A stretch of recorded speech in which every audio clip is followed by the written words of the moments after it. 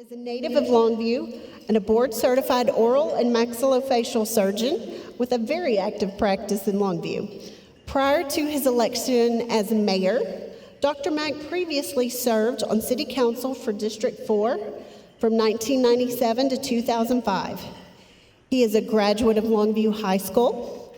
He received a BS in biology from Stephen F. Austin State University, go Jags, and a doctorate of dental surgery from Baylor College of Dentistry. He completed his surgical residency at the University of Texas Health Science Center in Houston. Dr. Mack and his wife Kelly have 3 adult children, Spencer, Madison, and Luke. He has been involved in numerous community efforts, including Lear Park development and various nonprofit efforts. So please welcome to the stage Longview Mayor Dr. Andy Mack.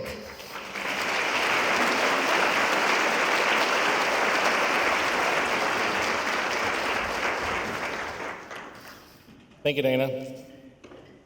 Thank you all for being here today, and thank you for the Holiday Inn Infinity Center for always putting on such a wonderful program here and a great meal. I appreciate it, and I know y'all are enjoying it as well.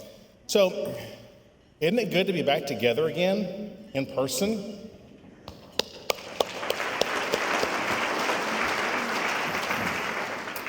I want to thank the Longview Chamber of Commerce for bringing us all together and for once again allowing me to share my thoughts on the state of the city.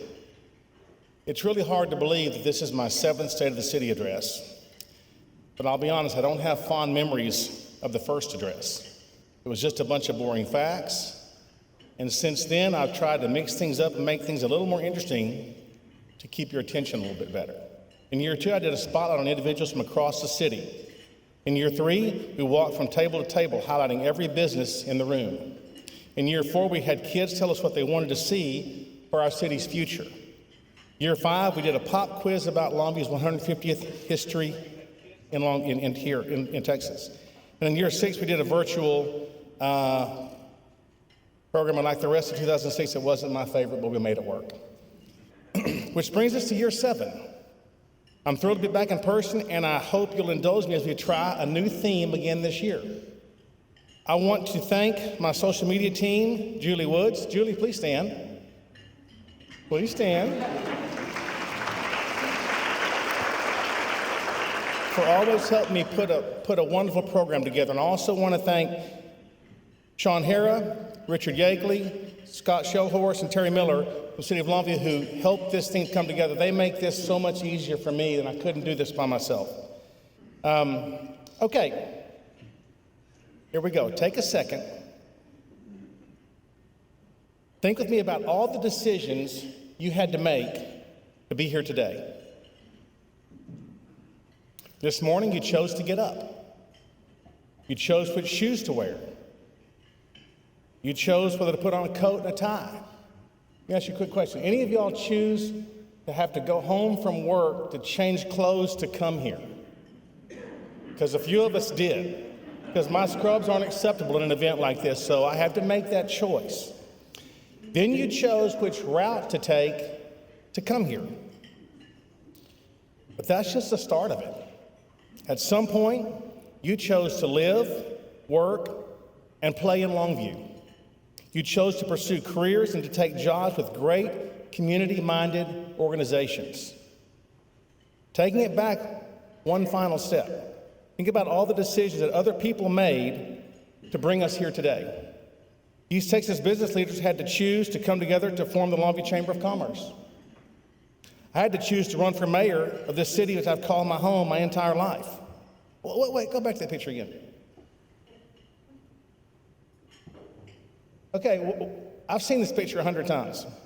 What do you notice about that picture? Okay, that's my brother Ben and my brother Chris. Did they look real excited I'm announcing my candidacy for mayor right there? They look like, don't do it, don't do it, don't do it. And look at my mom, Marion. Marion, please stand up. My mom is here. Please stand up. I've seen that face many times, and that face says, we talked about this, don't disobey me. And then my lovely wife, Kelly. Kelly, please stand.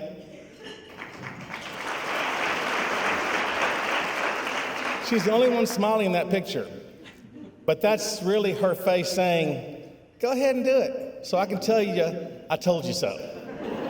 And that's pretty much what that picture stands for. So I'm not going to use that picture anymore. I'm done with that picture. So, also, O.H. Methvin had to choose to sell 100 acres of land to the railroad to form this town. These are just a few of the choices, endless choices we make every day on an everyday basis. Some choices, like where to go to school, who to marry, and where to live, are monumental choices.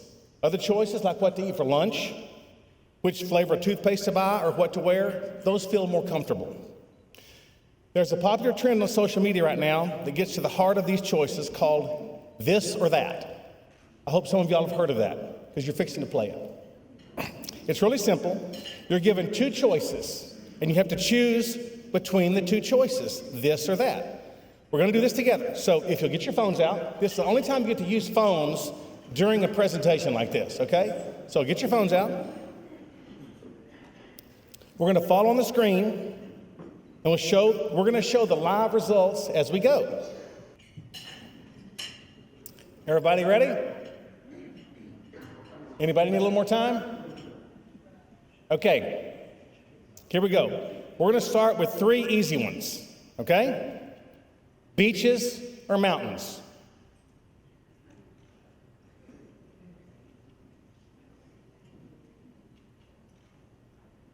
Mountains.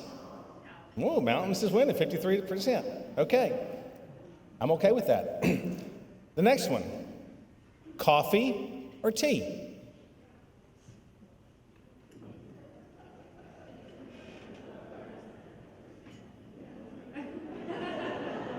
That was kind of a giveaway, wasn't it? Okay, third one, dogs or cats?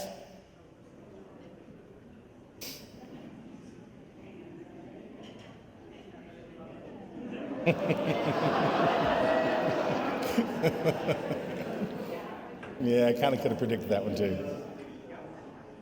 Okay, so you kind of get the hang of this, okay? Everybody good with this so far? All right, so beaches or mountains, coffee or tea, dogs or cats? These questions don't feel life-changing, but little this or that decisions, all strung together, end up having big impacts on our lives. Elected officials throughout our history have had to deal with these kinds of issues, this or that decisions, all the time. So today I want to review some of the decisions that our previous Longview leaders made and how those choices have helped put our community in such a great place today.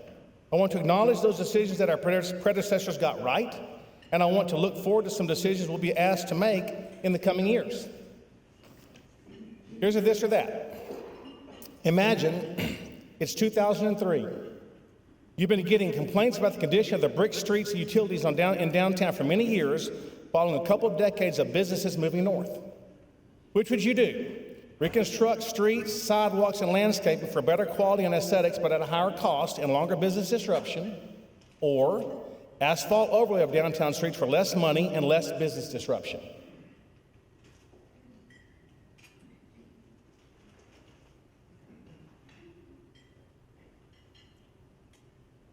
84% says exactly what we did, which is great. This was an actual consideration at the time. We knew the bigger project was going to create more immediate pain, but would hopefully produce a better long-term result. Your city leaders at the time chose to begin investing in the roads throughout the city center starting July 2003 with a groundbreaking on Tyler Street, and we are now the ones reaping the benefits of this vision. It's remarkable the change that the last few decades have brought to downtown.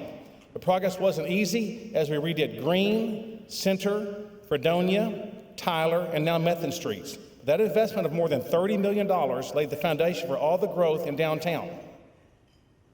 Who would have ever thought we would have axe throwing in downtown Longview?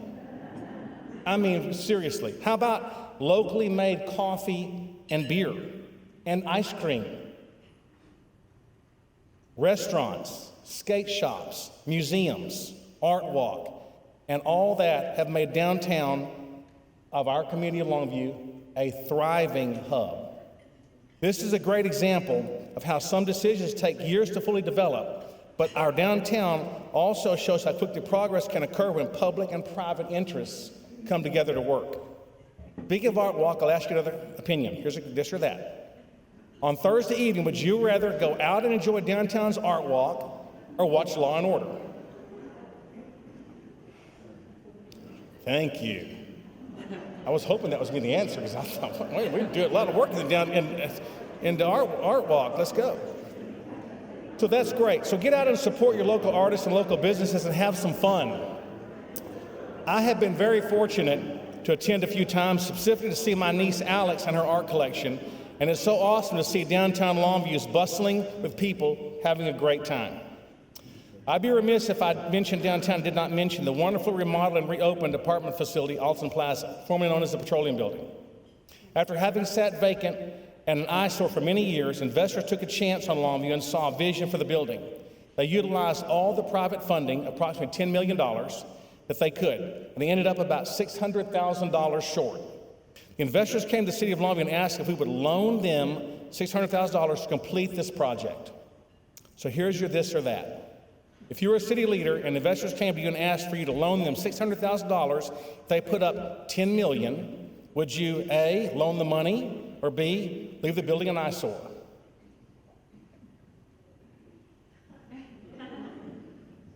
Who's that 1%? There's always that 2%er out there, isn't there? That's the ones I get calling me all the time. I know who you are sitting out there, don't worry. Yeah, I know, trust me. Well, we chose to loan them the money, and that has been another catalyst for revitalization of our downtown. They have breathed life into our downtown by adding residential opportunities, and others have followed. The Heritage Tower building also has recently been renovated to have affordable housing for senior citizens. I'm very thankful every time someone chooses to invest in Longview. Okay, let's change gears a little bit. Let's go back about 20 years. This or that. Would you rather eat in a smoky restaurant or a non-smoking restaurant? Go ahead, you 1%er. I know you're out there.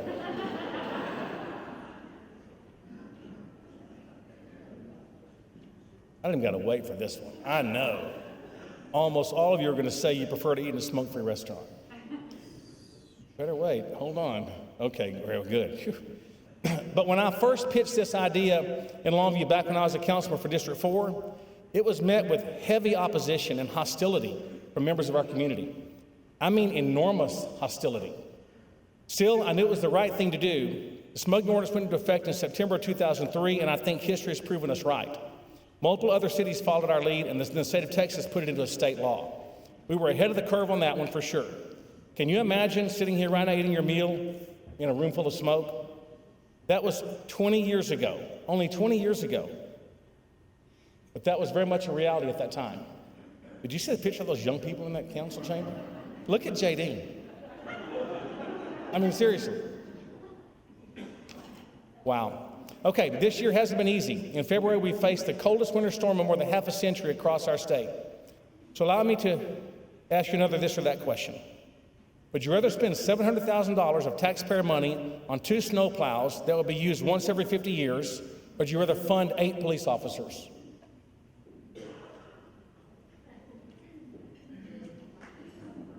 Believe it or not, people thought I was the worst thing in the world because we didn't have snowplows during Snowmageddon. It just doesn't make sense to spend that kind of money on something we won't use very often. I mean, we understand that. We went through a lot during that Snowmageddon, but we had it better than the rest of the state had it, I can assure you. One of the only complaints I heard was, why aren't we using the snowplows for miles and miles of snow-covered streets across the city?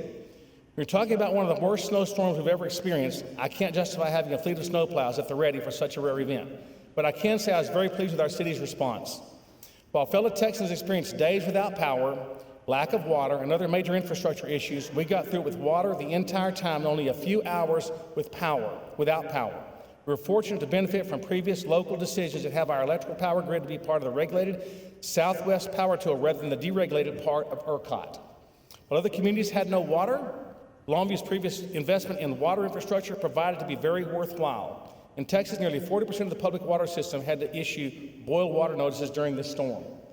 In Longview, we were able to avoid the boil water notice even with 84 water main breaks across our city. Our system was taxed during the storm, but everything stayed on. I'd take this opportunity to thank you one more time from myself and on behalf of the citizens of Longview to all the public servants who worked in difficult conditions to keep the city running during the winter weather.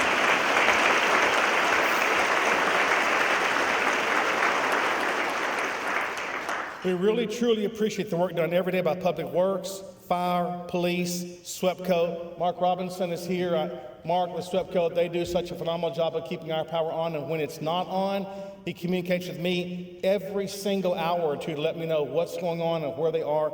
You don't understand how important that is to be able to communicate with a company like SWEPCO when we have times of need for our community, because the community's looking to me and I can't turn your power on. I have no ability to do that. You know that, right? But this guy can, and he lets me know what's going on. So I'm gonna give y'all his number and his email, and next winter I don't have to worry about this. Thank you, Mark, appreciate you. But to all of our healthcare professionals, everyone involved in this effort, I wanna say thank you. Really, really, really thank you. It wouldn't be a presentation in 2021 if I didn't mention those dreaded words, COVID-19. Thankfully, though, it seems we're just about on the other side of this horrible virus and the awful things left in its wake. I'm encouraged as our cases and hospitalizations continue to decrease. New COVID cases have decreased by 83% in Longview and Gregg County over the last 60 days, which is a remarkable number. 83% is a remarkable number.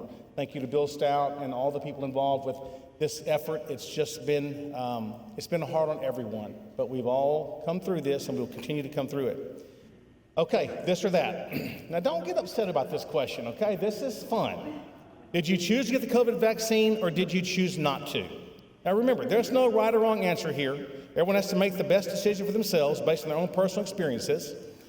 As a maxillofacial surgeon, I'm a proponent of the vaccine. I fully vaccinated 3 times because I follow the science. But everyone has to make conscious choices, and there's no wrong decision here. 77%. Was that 77% for the vaccine? Good, but we're a very well vaccinated county, and that's very important for the health and welfare of our county.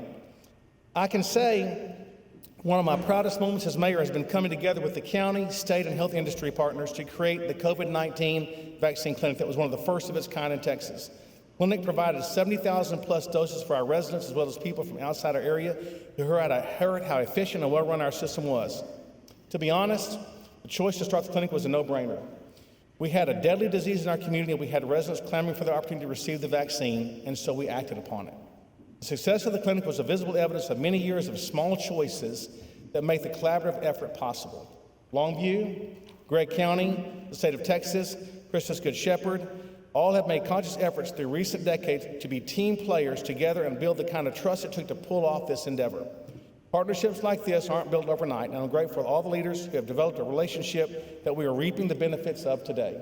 It's a huge, huge thing when leaders in the community, elected leaders, and businesses can come together on the same page and get something done. You can't imagine how easy it is when we're all working in the same direction, paddling the same way. Bill, thank you once again. Christus, thank you, everyone. It's just amazing. Speaking of health care options in Longview, we are blessed to see a lot of growth from both hospitals in town. Longview Regional has recently completed their $4.4 million enhancement of their Heart and Vascular Institute to better serve residents. And Christus Good Shepherd has announced a $35 million investment with expanded Christus Good Shepherd North Park, Christus Good Shepherd Orthopedics and Sports Medicine Institute, and Christus Good Shepherd Heart and Vascular Institute. Once again, when businesses choose to invest here, it's good for all of us.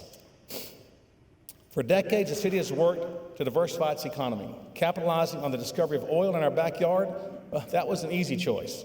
The harder decision was to invest in other types of businesses to help reduce our dependence on any one sector. While I was a council member, I traveled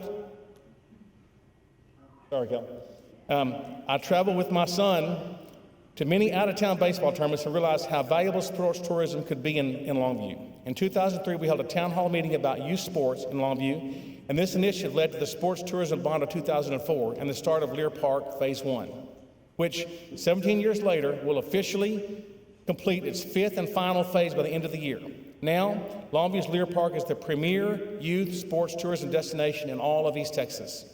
Annually, over 70 tournaments and competitions are held on city fields. This year, sports tourism generated an estimated 8,255 hotel room nights, welcomed more than 51,000 unique out-of-town visitors, and produced $5.9 million in economic impact.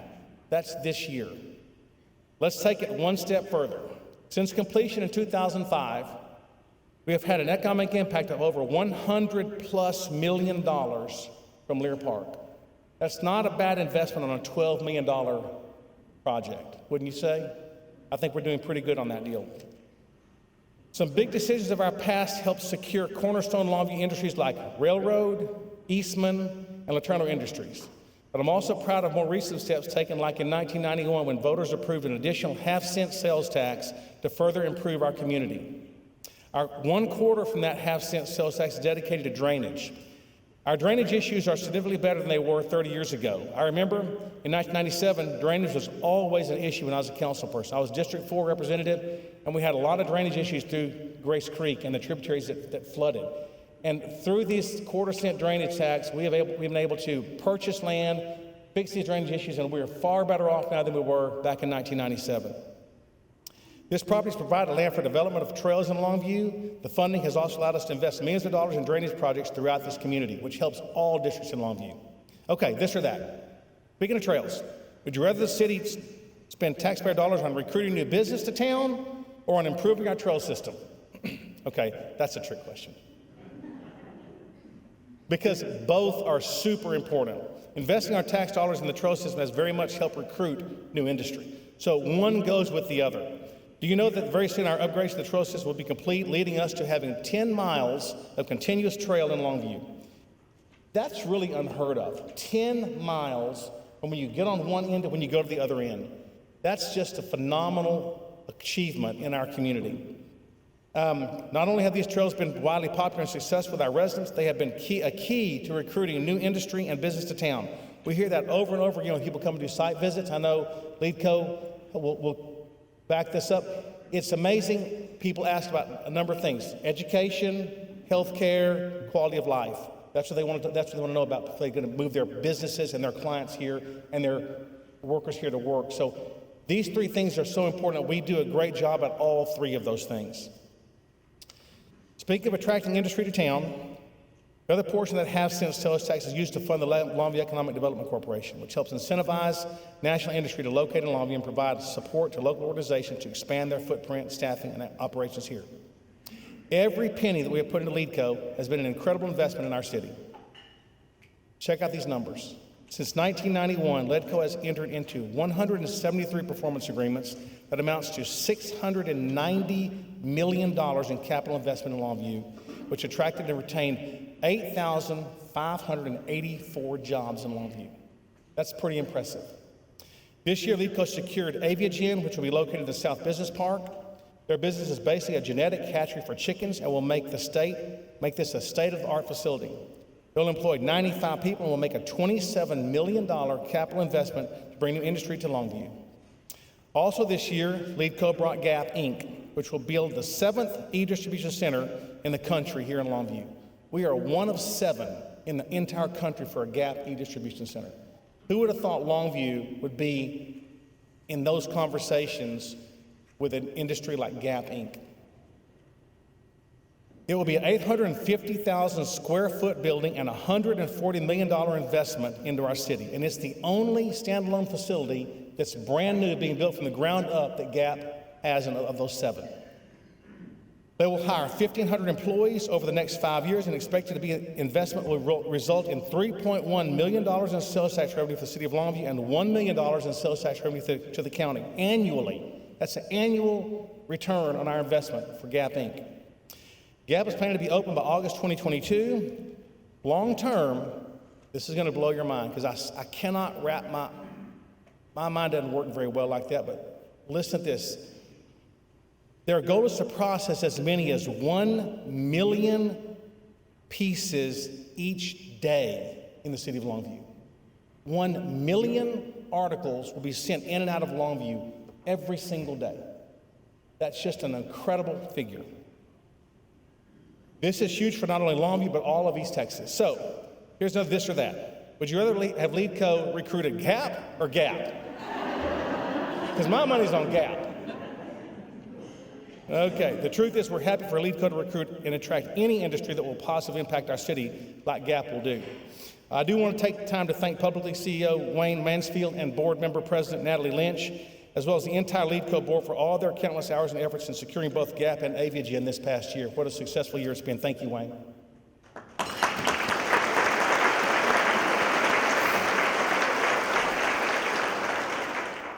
The city has also made choices to strengthen the public and support our public and safety personnel. Our police and fire departments have pursued accreditation and established high standards of excellence to be expected and achieved. This training, equipping, and preparing has paid off in little ways, like allowing the city to maintain a high ISO rating, which helped all of our insurance rates. But more importantly, it has improved how our police and fire personnel respond to crises when they arise. There's no this or that. From the onset of COVID, who do you think was going into the nursing homes and testing and later providing vaccines to the residents? Firefighter, paramedics, or doctors?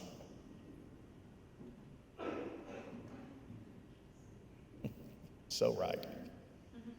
Well, it was our awesome men and women of the Longview Fire Department. And I'm sure none of them, not one of them, knew a global pandemic awaited them when they decided to enter this profession. But boy, are we thankful for them. As a matter of fact, they tested over 2,900 people from all of our area nursing homes and even the county jail. I cannot thank them enough for the daily sacrifice they make to us, and especially over the last year. Many years ago, a pension fund was established for our firefighters as their retirement plan. Many circumstances have led to this fund being short at this point in time. So my question to you is this: would you rather address this funding of the Longview Firefighters Pension Plan now, or wait and hope the market gets better? I'm going to go and tell you what I'm saying. I don't care what y'all saying. I do care, but I'm going to tell you what we're going to do anyway. Great. That's what we're doing. Because during our October council meeting, we approved the hiring of an actuary to provide an outside review of the Longview Fireman's Pension Plan. Over the last 10 years, the city and the firefighters have both taken significant steps to try to improve the financial plan to the health of the plan. But we know that it needs more, and we have to move on that. I personally believe it's our duty to do right by our first responders each and every way that we can. There is no way under my leadership we will leave these first responders high and dry with an underfunded retirement plan. We're going to take the proper steps necessary to make sure they're taken care of, because it's the right thing to do. They sacrifice for us every day. I don't want their job, but I'm glad they do it, and we're glad they do it. And you know, we can't help the market. We can't help the fact that we had a pandemic. We can't help elections. We can't help wars. Those all affect the vitality of this fund. That will all resurrect itself over time. We have to be patient. We're going to take steps now to plan for that, because we're going to make it right in the future. One of my goals when I first ran for mayor was to help make everyone in our community safer. I think 7 years later, it's clear we have done that, and I'm particularly proud that we adjusted our pay scales for both police and fire departments to make Longview competitive and help us recruit and retain very talented individuals. Another clear message the city has made was the creation of a Longview comprehensive plan. With the input of thousands of residents, volunteers, staff, and city council, the plan represents one of the clearest looks at where we want to go as a community. We just reformed our comprehensive plan advisory committee to review the document, evaluate progress on our goals, and help update the plan moving forward. The choices for our future outlined in the plan are already coming to life with the approval of the Unified Development Code, 2018 bond, and so much more. I want to start looking forward to our next 10 to 20 years. We know there will be new decisions, both large and small, that will face us, and those decisions will help shape Longview for the next 150 years. Considering which direction to set the course, here's another question for you. This or that. Should we focus on improving and developing the Longview entrance off of I-20, or focus on other areas of Longview?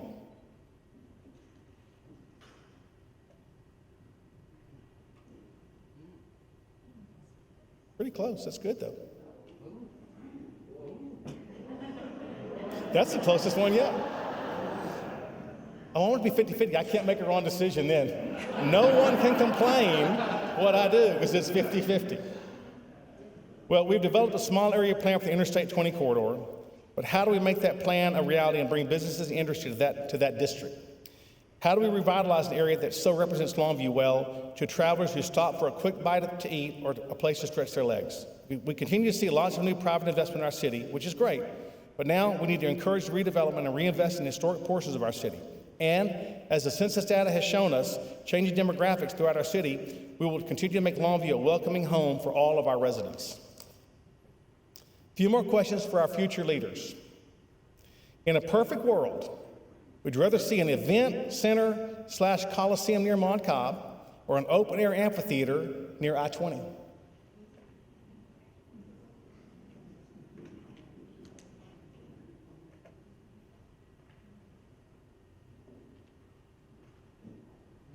Very interesting. Okay, another one. I can't answer that. I don't have those answers for you now. This is for future leaders, remember. Future leaders. Future leaders. Would you rather see a beautiful and interesting Teague Park off Highway 80 or leave it the way it is?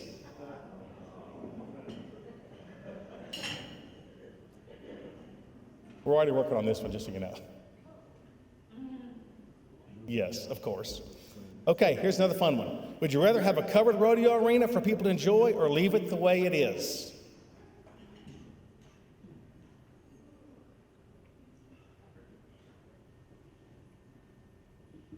Very interesting. I really appreciate you all participating in that. It shows us a lot of what we're looking into.